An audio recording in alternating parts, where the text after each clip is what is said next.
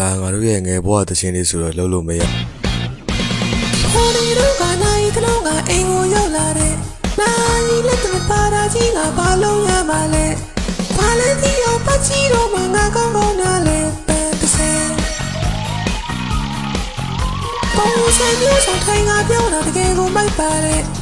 ညံကောင်းမီအောင်မကောင်းဘောကောင်းကောင်းလဲသိဆုံးတဲ့လက်လေးပဲနဲ့ Twitter စားတော့မင်းက